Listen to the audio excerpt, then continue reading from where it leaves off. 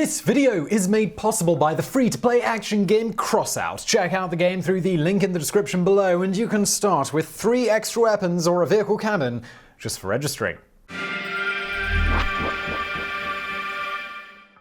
While there are certainly exceptions, as we'll get into shortly, according to the majority of first-hand accounts from people who've actually been shot, having a hunk of searing hot metal traveling around Mach 1 tear through any part of your body doesn't actually hurt that much at first. For example, consider this account from one Deborah Cotton who was struck by a bullet during a Mother's Day parade in 2013.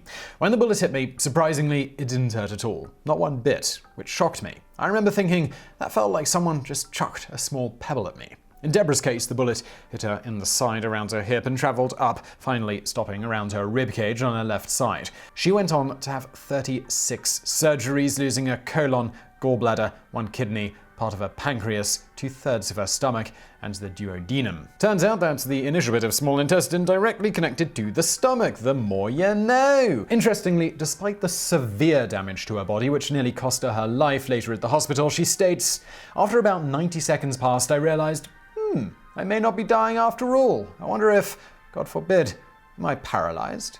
I wiggled my toes, then my ankles. It was all good.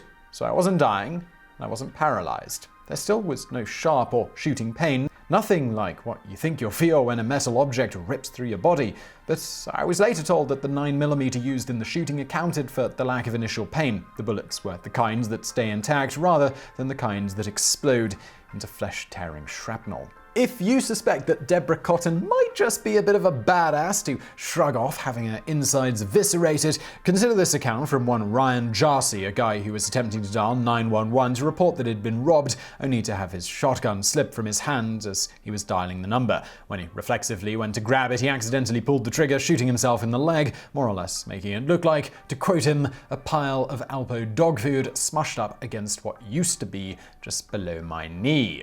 He goes on, "My brain didn't actually register what had happened until a few seconds later. My shin bone was sticking out, about 2 or 3 inches from the ragged end of my stump, but I felt nothing, nor did I notice it. I attempted to stand, and then I felt it.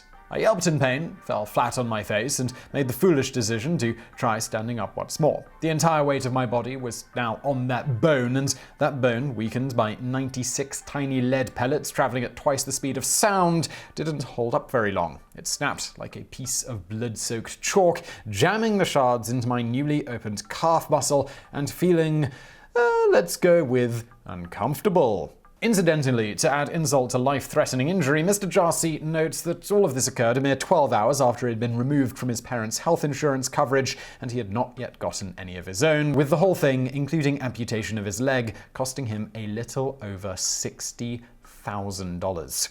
So for many, there's little pain at first, but what about other sensations? While various people report everything from a bee sting sensation to getting hit with a baseball bat, minus the pain, one nearly universal report is of extreme and persistent burning in the initial aftermath. As Redditor Tia Jambon states, "I'm not one of those I didn't even realize I was shot people, though I can definitely understand where they're coming from. The very first thing I felt can only be described as a sudden impact of no sensation. I felt numbness wash over the area. If I had not realized I was about to be shot shortly before I was, I could see how I could have easily been too distracted to notice this immediate response. That feeling then gave way to a horrible burning sensation. It's a very hot pain. It feels the way a very flushed face or a blister feels, but intense and painful."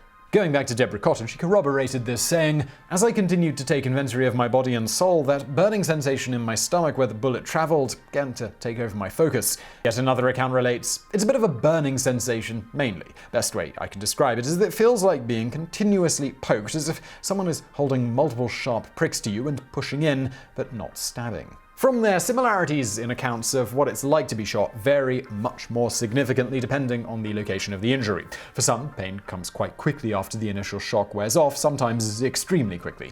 For example, in the case of a lawyer who got shot in the knee, he reported almost no blood, but for me at least, the "it doesn't hurt because of the shock" part lasted about 2 seconds, then immense pain that I can't even begin to compare to anything else. By the time I got some morphine, I was drenched in sweat and writhing uncontrollably from the pain, and I normally have a high pain tolerance. Others simply report waves of general achiness growing to an extreme level, while in a minority of cases, some don't note much of any real pain after. As one man shot in the calf by a .22 notes, honestly, it didn't hurt that bad. Hopefully, being shot by a smaller caliber has helped me build up my immunity towards larger bullets. One side note here is what getting shot in the head feels like. It turns out that plenty of people actually survive this type of wound, with those who are quite cognizant of the incident universally reporting extreme headache-like symptoms. For example, one Michael Moland actually didn't even know he'd been shot. Turns out his wife had accidentally shot him in the head while he slept. The result was simply him waking up and noting that he had a severe headache and asking his wife April to drive him to the hospital, which she did. It was only after a nurse looked him over that she informed him that he'd been shot in the head, at which point April bolted. What's more interesting than the headache symptoms, though, is something universally reported in the handful of accounts of headshot survivors we reviewed. They all report an accompanying ringing. As Gary Malias, who was shot in the head and also likewise didn't realize what had happened until he was at the hospital, stated, "There was a ringing inside of my head. It was a noise that I'll never forget. Never heard it before and never heard it since. It was like being in a can, I guess. Just so loud." Joe Podge further states of his experience getting shot in the head, "There is this very loud buzzing, almost a sort of ringing type sound as to when it happens. Surprisingly, it is very loud, like two bees inside of your ears, but sounds more like how your ears would normally ring, just uncomfortably loud.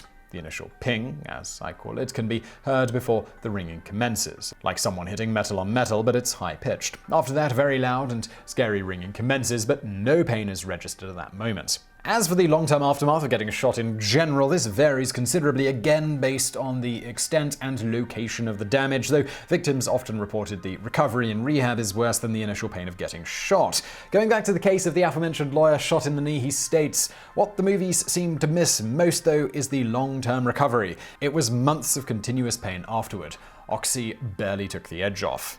More than potential long-term chronic pain and the like, perhaps unsurprisingly for people who endured such physical trauma and in many cases near loss of life, the psychological side of being shot is also occasionally noted as being something that makes the whole experience awful. As stated by Deborah Cotton, "The impact of the shooting on my mental health, though, showed up in surprising ways. I endured bouts of PTSD during the first months after the shooting. Once home, I began counseling sessions with 2 psychologists, both PTSD experts. For a while, I was terrified of being in a car going over 35 miles per hour, and I'm not exactly sure why, since driving doesn't seem to have anything in common with guns, but eventually the fear faded away." So there you have it. While specific accounts of what it's like to be shot vary wildly, in the general case, it would seem you can expect little in the way of initial pain or even much sense that you've just been mortally wounded, followed by an onset of extreme burning, followed by some measure of general pain, followed by chronic pain throughout recovery and maybe beyond, and potentially a little side of psychological trauma just for fun. That is, if you don't simply die in the first place.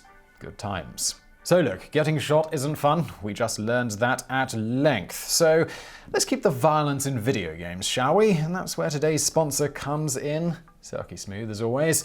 Crossout is an online video action game where all of the vehicles are made by the players. Basically, what you do is you construct your own crazy vehicle from the ground up with all sorts of different parts. You can add weapons, support systems, the main structure, and a bunch else to your vehicle. For all sorts of things, from railguns to rocket boosters. Basically, you make your own incredible engineering accomplishments and then you use it to destroy other people's accomplishments. It's a super fast-paced game with lots of different game modes, and you've got pretty much limitless freedom to create, and what you do to your vehicle is entirely up to you. And it's not complicated right at the start, with there being a very easy learning curve, allowing you to make your own vehicle and get into the game very quickly. Lots of different game modes as well, so you're sure to find something that you love. Join us on the battlefield for free using the link in the description below. It's on PC, Xbox One, PS4, easy. And going through that link not only helps support this show, but you also get a free starter set with 3 extra weapons or a vehicle cabin, all as just a bonus for registering. And thanks to Crossout for sponsoring. And thank you for watching.